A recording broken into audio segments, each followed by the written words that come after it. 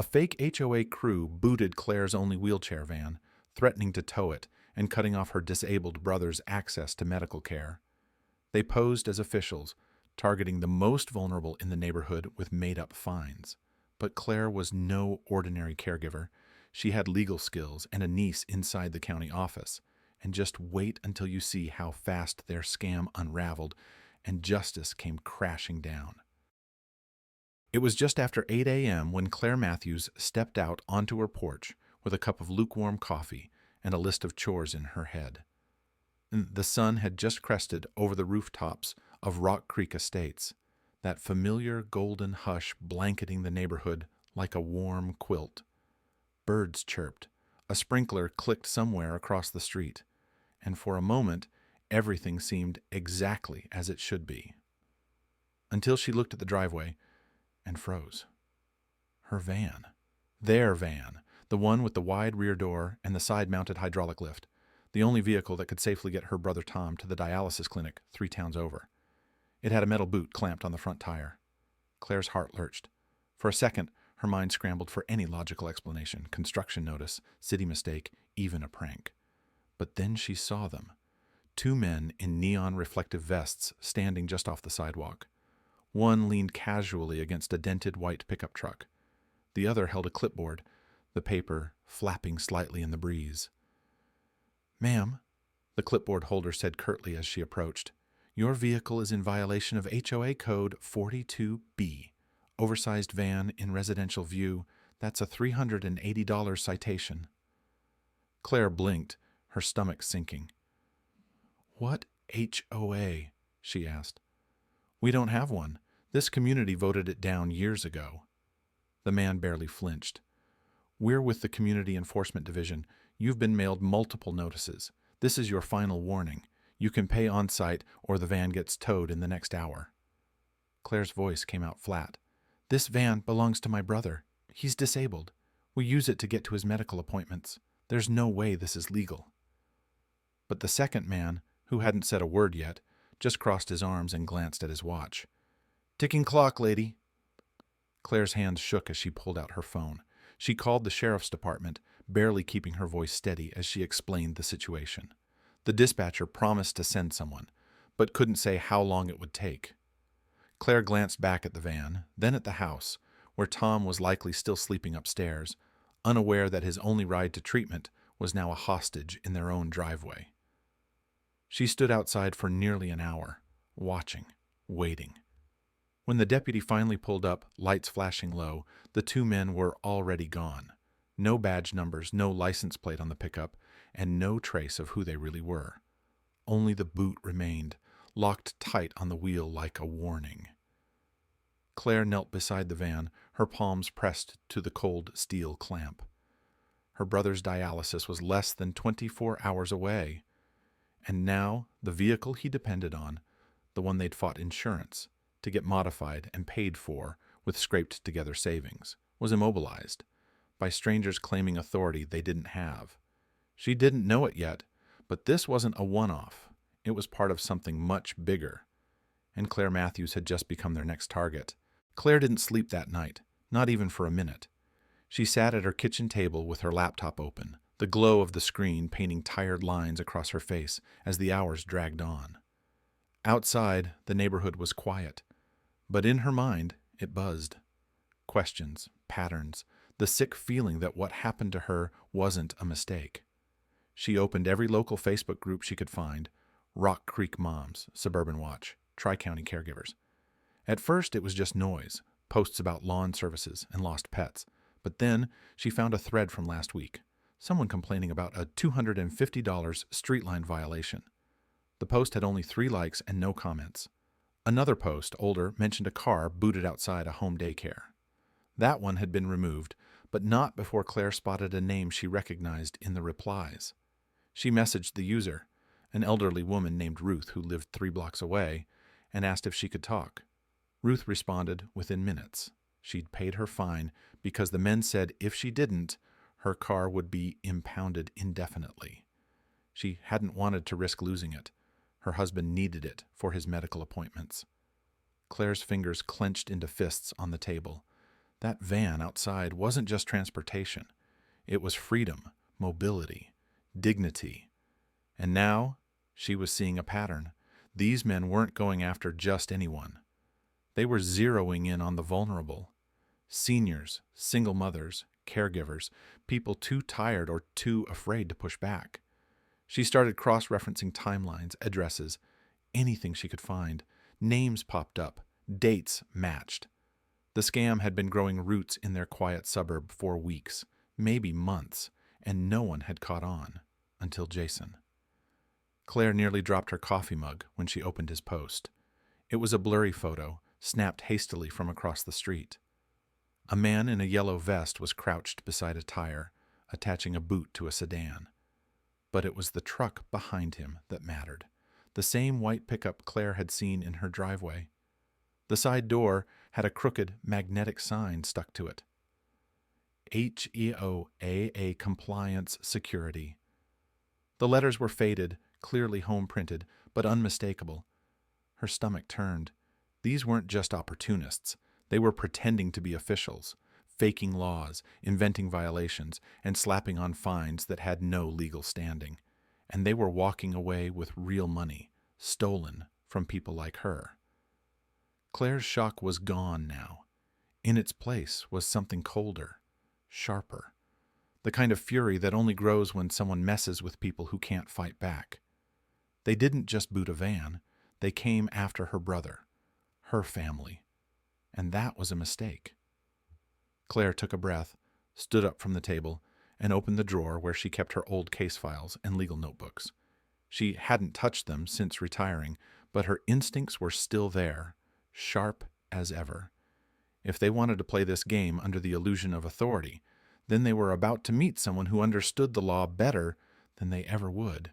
She had names, she had dates, and now she had purpose. Because this wasn't going to end with her van. Claire wasn't just a caregiver, she was a former paralegal with 2 decades of experience in litigation support. The weight of those years pressed down on her, now more than ever. The endless case files, the legal precedents, the contracts and clauses, all of it was second nature. But none of it had prepared her for this. Still, Claire knew the system, and she was about to make it work for her. By the time the sun was up, Claire had already set her plan into motion.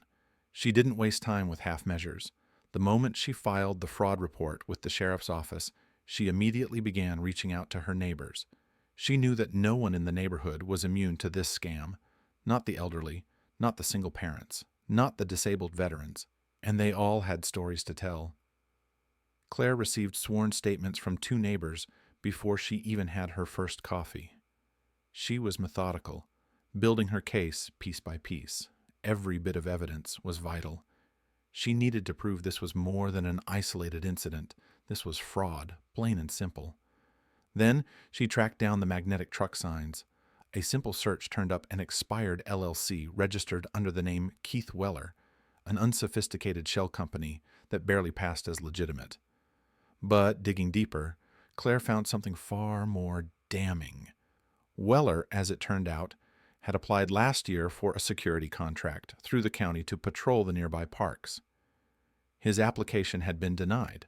No one had ever approved him to be an official enforcer of anything, except, apparently, he had decided to create his own little fiefdom.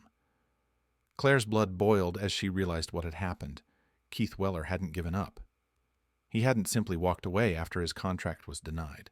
Instead, he'd gone underground, rebranding himself as a so-called HOA enforcer, finding neighborhoods with no governing bodies, and exploiting their residents for personal gain. It was audacious and illegal. Claire's hands trembled with a mix of fury and focus. She knew what she had to do next. Her niece, Andrea, worked for the county's contract oversight board, and though Claire never expected to use her family connections like this, it was time to pull every string she had. Andrea was already on the phone by 9 a.m. She took the information Claire had gathered and delivered it straight to the county procurement office. Within hours, the ball started rolling. The county's legal team, alerted to the fraud, moved quickly, nullifying the landscaping and towing subcontract that Keith Weller had somehow secured through his shell company. The county was not just canceling the contract, they were going further. The forged tow authorization for Claire's van? Gone. Claire could almost feel the weight lift off her shoulders, but she wasn't done yet. Not by a long shot. By noon, Claire had received confirmation from Andrea that the county was investigating the entire operation. Weller's little scam empire was crumbling faster than he could have imagined. Claire's adrenaline was high, but her resolve was even higher. The day wasn't even over yet, and she was about to watch everything come crashing down on him. At 1:45 p.m., the knock at Claire's door made her heart race. A real tow truck. Not the one with the fake HOA logo. No, this one was summoned by the county. The men in uniforms were different, legitimate, no pretense, no false authority. They came to remove the boot, and Claire watched as they lifted it off the van, free of charge. But that wasn't the end. It wasn't just the boot being taken off the van. It was Weller's fake empire being dismantled in front of her eyes. This wasn't a small victory. It was the beginning of the end for the man who had thought he could get away with exploiting her and her neighbors. The van was free, but Claire wasn't finished. Not yet. 2 days later, Claire's phone rang just after breakfast. The caller ID showed a local number, and when she answered, a bright voice introduced herself as a reporter from Channel 4. "We've been following your story," the woman said, "and we'd like to come by for a quick interview, if you're open to it." Claire hesitated. She hadn't gone through any of this for attention. She hadn't written a press release or posted a viral video. All she wanted was for her brother's van to be unchained and for the people who'd taken advantage of their community to be held accountable. But when the camera crew arrived that afternoon, she saw the bigger picture. Her driveway was more than a backdrop. It was a symbol of something that could happen to anyone. And maybe, just maybe, sharing what had happened would help protect someone else. That night, the story aired at 6 o'clock sharp. Fake HOA cops target disabled residents. County shuts them down. Claire watched from her living room couch, Tom beside her, his hand resting lightly on hers. The segment opened with a slow pan of her home, then cut to footage of the infamous white pickup truck, now parked behind a chain-link fence at an impound lot. The most powerful moment came near the end. A reporter caught up with Keith Weller in a grocery store parking lot. He wore sunglasses, trying to keep his face hidden, but the mic caught his voice as he muttered no comment and ducked into a dusty Ford Escape. It wasn't just a story anymore. It was public record. By the end of the week, Weller was formally under criminal investigation, impersonation of a public officer, fraud, and attempted extortion. The sheriff's department released a public bulletin, urging anyone who'd had similar encounters to come forward. The county attorney opened a case file, and a state-level consumer protection probe followed. Claire had never imagined she'd become the catalyst for all that. She didn't seek a medal. She didn't want a spotlight. She just wanted peace, for her brother, for her street, for the neighbors who had quietly paid and quietly suffered. But something shifted in the days that followed. People started showing up at her door, mothers holding toddlers, veterans with canes, elderly couples in cardigans. Some brought thank you cards. Others brought baked goods. A few simply stood on the porch, said thank you, and walked away, their eyes full of quiet relief. It wasn't just about the van anymore. It was about the feeling of safety, returning to a place that had been quietly violated. It was about knowing someone had stood up when it mattered and had won. The following week, Claire drove Tom to his rescheduled dialysis appointment.